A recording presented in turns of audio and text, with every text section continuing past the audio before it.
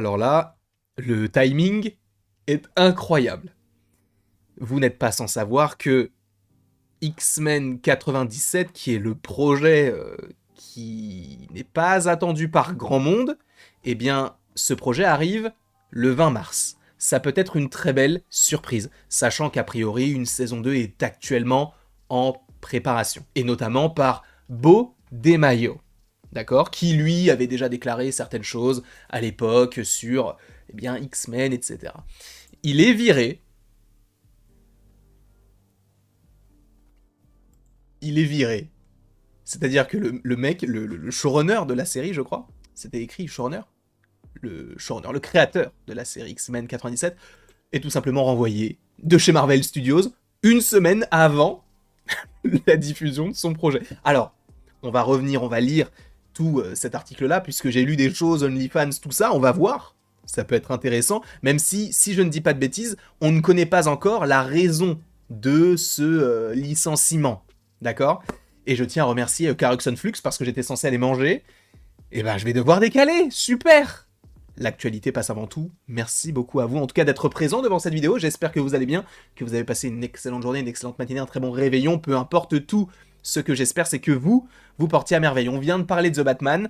Là, on parle d'X-Men 97. Et je vais pas vous mentir, moi, la série, je l'attends pas particulièrement. Ou plutôt, je ne l'attends pas particulièrement. Rajoutons la négation qu'on oublie trop souvent.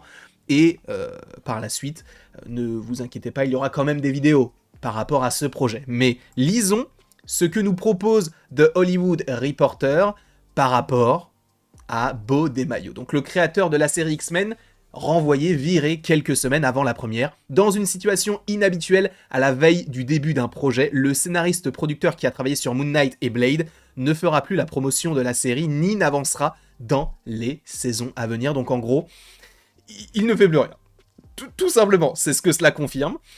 Plus tôt ce mois-ci, Beau DeMaio était au milieu d'une période particulièrement chargée. Chez Marvel Studios, le scénariste-producteur qui préparait, ou qui se préparait plutôt, pour le lancement d'X-Men 97, donc la série Disney+, qu'il a créée dans le prolongement de la série, des années 90, Beau DeMaio est un habitué de Marvel, il a déjà écrit par rapport à Moon Knight, par rapport à Blade, c'est ce qu'on vient de nous dévoiler, et du coup, il discutait même d'idées vagues pour une 3e saison avec des membres de son équipe, parce que oui, on saurait à peu près que la 2e saison est déjà en production, en gros. Mais au début de la semaine dernière, Marvel et DeMaio se sont soudainement séparés. L'email de son entreprise a été désactivé, et les acteurs et l'équipe ont été informés qu'ils n'étaient plus sur le projet. Le compte Instagram de DeMaio, autrefois source de mise à jour d'X-Men, a été supprimé, tout simplement, et aucune raison pour le licenciement n'a été donnée. Et Marvel n'a fait aucun commentaire, les représentants de DeMaio n'ont pas répondu aux appels à commentaires, et les courriels adressés au showrunner n'ont donné aucune réponse. Là où ça me pose problème, on va continuer à lire, hein, mais là où je veux marquer une petite pause, c'est que si c'était pour divergence artistique, il l'aurait dit. Ça a été le cas notamment pour Scott Derrickson, ça a été le cas pour Edgar Wright, à l'époque d'Ant-Man. Ils sont partis pour divergence artistique, même si c'est, on va dire, entre guillemets, la raison officieuse. Derrière, on peut avoir quelque chose d'un petit peu plus différent. Mais là, le fait qu'on ne te dise rien, c'est bizarre. Et après, on te rajoute un peu de choses par rapport à tout ça. La tournure des événements a été surprenante à la veille du début de la série, le 20 mars, donc la semaine prochaine. Se séparer des scénaristes fait partie des activités normales de Marvel ou de tout autre studio. Je vous rappelle quand même que par rapport à Daredevil Born Again, Kevin Feige a tout simplement viré tous les scénaristes et les a remplacés en disant non mais là ce que vous faites c'est pas ouf. Venez, on change et on fait une vraie série bien comme il faut, dans la continuité de ce qu'il y avait sur Netflix. Et a priori, on se dirige vers cela. Cependant, il est inhabituel qu'un des meilleurs créateurs d'un projet Marvel rate une première ou annule des projets de presse à la dernière minute, même s'ils ont été mis de côté. La plupart des premières de Marvel mettent en scène plusieurs scénaristes marchant sur le tapis rouge, dont certains ont été réécrits par d'autres scénaristes marchant également sur le tapis. Bref. Marvel a annoncé l'embauche de DeMaio, bon là on rappelle, donc un petit peu sa vie, donc en 2021.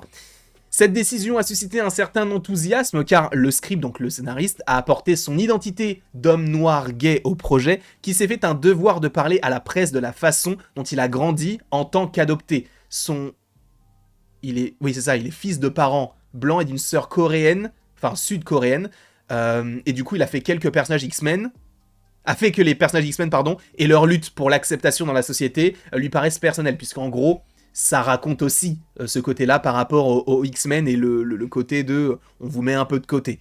Là, pour le coup, il était, en tout cas visiblement, la personne la plus à même de pouvoir proposer ce projet. Son silence sur les réseaux sociaux a été aigu, bon, c'est la traduction Google, hein, car il était une affiche prolifique partageant des informations sur X-Men ainsi que des photos de lui torse nu au gymnase.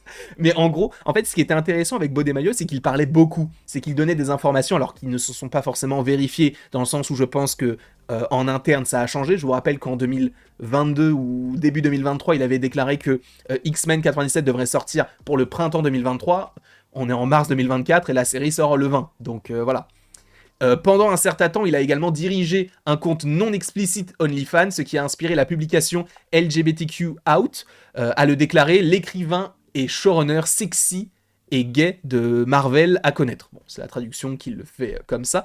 Mais les réseaux sociaux ont parfois constitué un défi. Bon, là, on te rappelle le fait qu'il avait annoncé qu'il supprimerait son compte Twitter, donc en 2023, après avoir été attaqué par des utilisateurs accusant X-Men 97 d'avoir blanchi le personnage de Sunspot, avec le casting de l'acteur brésilien Guy Agustini dans le rôle.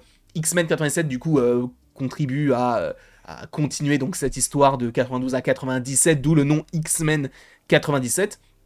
Et le showrunner déclarait en 2022 « Tous ceux qui se sentent différents, nous avons tous un Magnéto en nous et nous avons tous un Charles Xavier.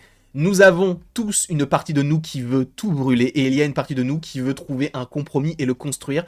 Et ces comics m'ont vraiment aidé à comprendre mon identité. » Donc là déjà, ça termine sur un petit pan d'espoir dans le sens où bah ça te montre qu'il était vraiment bien impliqué, notamment par rapport à son histoire personnelle. Donc ça, c'est toujours mieux d'avoir quelqu'un qui sait de quoi il parle, notamment sur un projet qui lui tient à cœur et qui est personnel.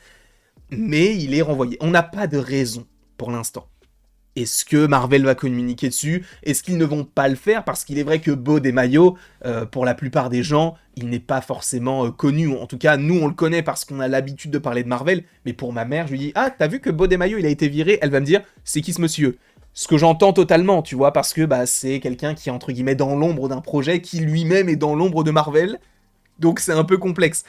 Donc, je ne sais pas ce que vous en pensez. Moi, je trouve que le timing, il est bizarre parce que le fait qu'il ne participe même pas à la promotion de la série, alors que c'est lui qui a limite tout créé, ou en tout cas tout repris de A à Z, et que lui-même dise que c'est un projet personnel et tout, je trouve ça très très étrange. Alors, on va voir comment tout cela évolue, mais on verra. J'allais rôter, je vais pas le faire.